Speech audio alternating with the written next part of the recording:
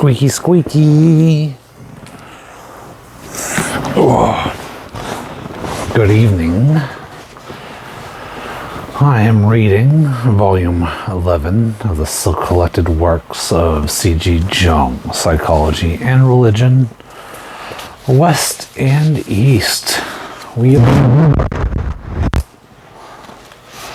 on the third book, this big ass fucking book.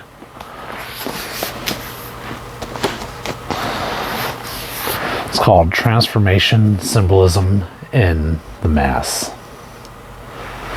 It was first published as a lecture in 1941, later published in revised and expanded form. In 1954, the present translation is made from the 1954 version.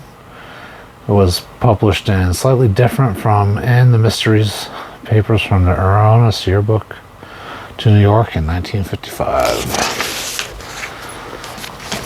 This is the introduction. The Mass is a still living mystery, the origins of which go back to early Christian times. It is hardly necessary to point out that it owes its vitality partly to its undoubted psychological efficacy, and that it is therefore a fit subject for psychological study. But it should be equally obvious that psychology can only approach a subject from the phenomenological angle, for the realities of faith lie outside the realm of psychology. My exposition falls into four parts. In this introduction, I indicate some of the New Testament sources of the Mass, with notes on its structure and significance.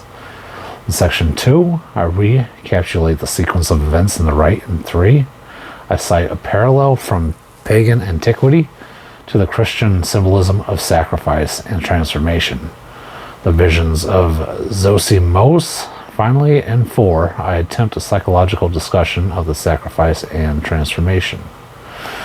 The oldest amount of the sacrament of the Mass is to be found in 1 Corinthians 11:23.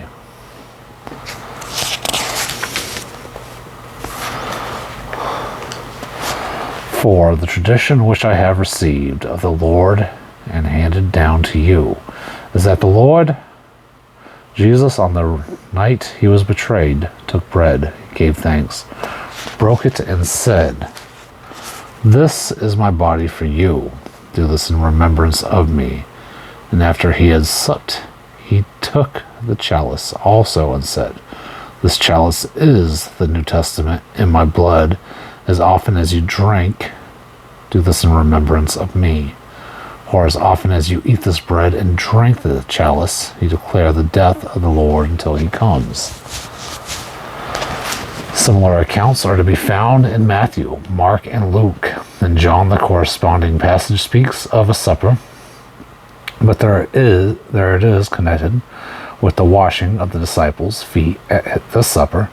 Christ utters a word which characterizes the meaning and substance of the Mass, John 15:1, 4, and 5. "I am the true vine, abide in me, and I in you. I am the vine, ye are the branches." The correspondence between the liturgical accounts points to a traditional source outside the Bible.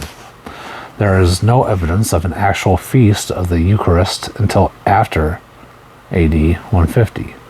The Mass is a Eucharistic feast with an elaborately developed liturgy, as the following structure. It goes from preliminaries up to oblation, up to consecration, down to communion, down to conclusion. As this investigation is concerned essentially with the symbol of transformation, I must refrain from discussing the Mass as a whole. In the sacrifice of the Mass, two distinct ideas are blended together, the idea of dinon and thessia. Thessia comes from the verb to sacrifice or to slaughter. It also has the meaning of blazing or flaring up. This refers to the leaping sacrificial fire by which the gift offered to the gods was consumed. Originally, the food offering was intended for the nourishment of the gods. The smoke of the burnt sacrifice carried the food up to the heavenly abode. At a later stage, the smoke was conceived as a spiritualized form of food offering. Indeed, all through the Christian era, up to the Middle Ages, spirit or pneumonia continued to be thought of as a fine vaporous substance. Diapnon means meal. In the first place, it is a meal shared by those taking part in the sacrifice, at which the god was believed to be present. It is also a sacred meal at which consecrated food is eaten, and hence a sacrifice. From sacrifice to make sacred to consecrate, the dual meaning of diapnon and thesia is implicitly contained in the words of the sacrament. The body which was given for you, this may mean either which was given to you to eat, or indirectly which was given for you to God. The idea of a meal immediately invests the word body with the meaning of flesh as an edible substance in Paul, and are practically identical. Besides the authentic accounts of the institution of the sacrament, we must also consider Hebrews 13:10-15 as a possible source for the Mass. We have an altar whereof they have no right to eat, which serve the tabernacle for the bodies of those beasts whose blood is brought into sanctuary by the high priest for sin, and burned without the camp. Wherefore Jesus also, that he might sanctify the people with his own blood, suffered without the gate. Let us go forth there unto him without the camp, bearing his reproach. For here we have no continuing city, but we seek one to come. By him, therefore, let us offer the sacrifice of praise to God continually. As a further source, we might mention Hebrews 7:17. Thou art a priest forever after the orders of Melchizedek. The idea of perpetual sacrifice and of eternal priesthood is an essential component of the Mass. Melchizedek, who according to Hebrews 7:3, was without father, without mother, without descent, having neither beginning of days nor end of life, but made like unto the Son of God, was believed to be a pre-Christian incarnation of the Logos.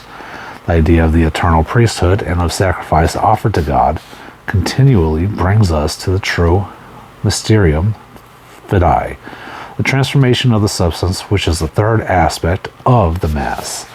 The idea of diapnon and thesia do not in themselves imply or contain a mystery.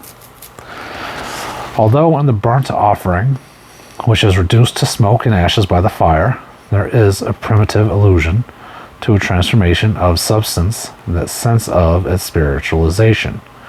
But this aspect is of no practical importance in the Mass, where it only appears in subsidiary form in the censing as an incense offering.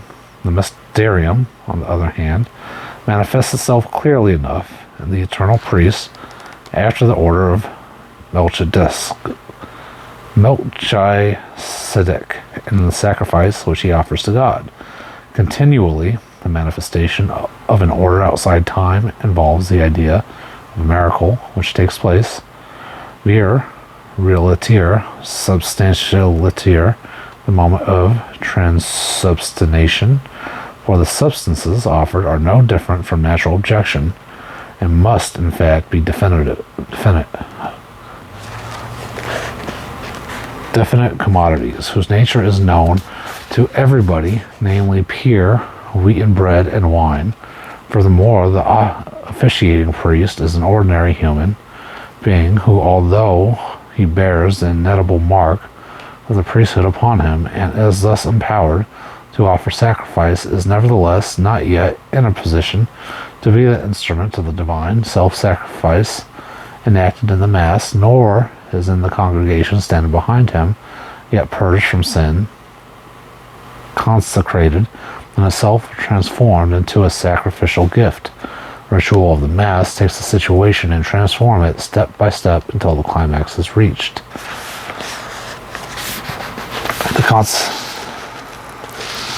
The creation, when Christ himself as sacrificer and sacrifice speaks the decisive words through the mouth of the priest, at that moment Christ is priest in time and space, yet his presence is not a reappearance, and therefore the inner meaning of the consecration is not a repetition of an event which occurred once in history, but the revelation of something existing in eternity, a rendering of the veil of temporal and spatial limitations which separates the human spirit from the sight of the eternal.